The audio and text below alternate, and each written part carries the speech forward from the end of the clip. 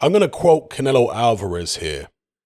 He said, "The idea is to continue to work with Eddie Hearn for a very long time. He is the best promoter in the world by far. I love working with him because he is a promoter who cares about even the little details, which makes everything much better.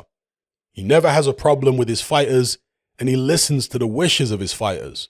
It is great to finally work with this type of promoter. It is true we signed a 2-fight deal for February and May.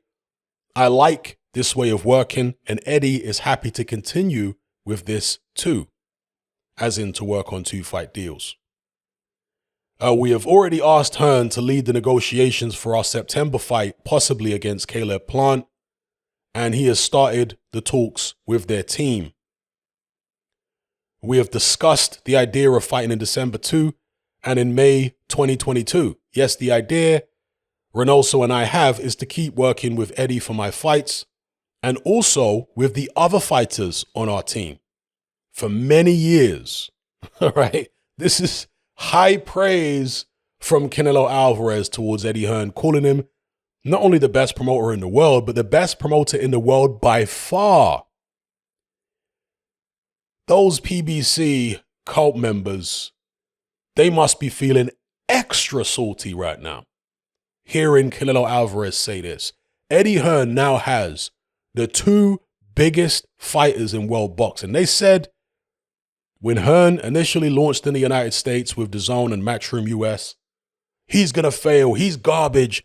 We see right through people like Eddie Hearn in this country. Remember all these jokers saying that?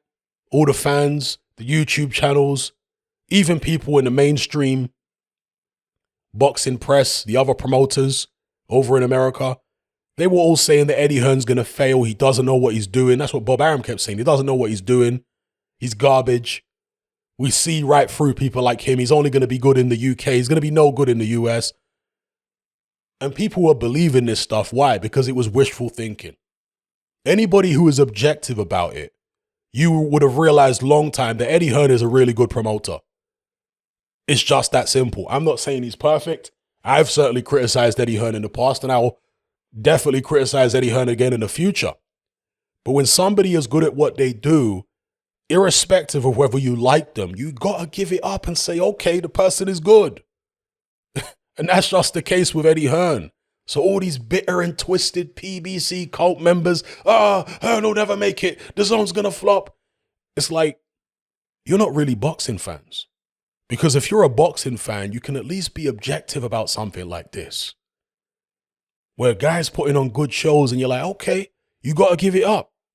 It's not like Eddie Hearn has done something so terrible. Look, there is a line which if a promoter or anybody else crosses that line, irrespective of how good they are at their job, you're going to wash your hands of them and say, nah, I'm not going to watch this guy's events. I'm not going to, support this guy's events by paying for anything. It's just not going to happen. I get that. But Eddie Hearn hasn't crossed that line. What's he done that's so bad, that's so heinous, that would make people want to boycott the zone and not watch Eddie Hearn shows and pray for him to fail? What's he done that's so bad? Seriously, people. Eddie Hearn hasn't done anything, at least not yet, that's so bad to make me want to just wash my hands of his shows and his work altogether. Not yet. If he does, then I will, because I'm a very principled person. But as of now, he's just doing what promoters do. One of the things I like about Eddie Hearn actually is he's a bit more libertarian than some other people out there with regards to what's going on in the world right now. And that's something I definitely appreciate. So, yeah, it is what it is. Eddie Hearn is getting high praise from Canelo Alvarez. Canelo says he's the best promoter in the world. I got to laugh because Eddie, his head must be gassed beyond belief. Look how happy Eddie looks here. And you've had Billy Joe Saunders taking the mick out of Eddie for photos like this. The bromance between these two is quite comical. I actually think Eddie Hearn he's been a lot more reserved after signing Canelo than I expected. It's almost like he's trying to contain his glee because he doesn't want to come across as, just sickeningly,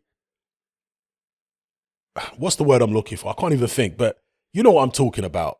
He doesn't want to come across like a teenage girl too much, laughing and giggling in Canelo's presence and gloating too much. He wants to try and maintain the outward appearance that he's cool, calm, and collected, but inside, I mean, Eddie Hearn must be gassed beyond belief to have signed Canelo.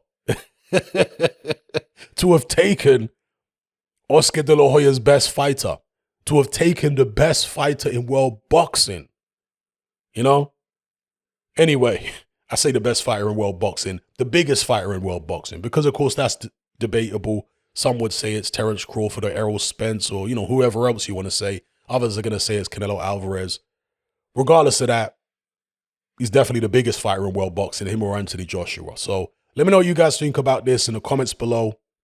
I especially want to hear from the jokers, from the bitter people who are not really boxing fans, who are PBC cult members, that said Eddie Hearn would never make it in the States, that no serious fighter would ever sign with him, that the zone wouldn't go anywhere. I want to hear from you guys because your silence is deafening. Where are you? Why are you not talking about Eddie Hearn's success in the United States? All you guys who wished him nothing but failure. Where are you? Let me hear from you guys. All right, I'm out. Come and join me on Patreon and access my weekly no-holds-barred, censorship-free podcast where we lift the lid on a wide range of controversial topics. It's not mainstream friendly, it's not politically correct, but that's the whole point. We dare to stand as a beacon of reason against an army of insanity. Just head on over to my Patreon page and select the tier called Hatman Hot Topics. You'll gain access to a minimum of 2 hours of exclusive content every single week, including podcasts, videos, interviews, live stream Q&A sessions, as well as my popular Confessions of a Nightclub Bouncer series. Not to mention a vast back catalog of hundreds of hours of previous episodes.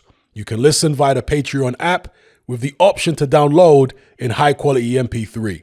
We've also got a Discord server where you can come and chat and hang out with myself and other members. There's no contract, no commitment, and you can cancel at any time. So come and join our community of free and critical thinkers by signing up with me here on Patreon today.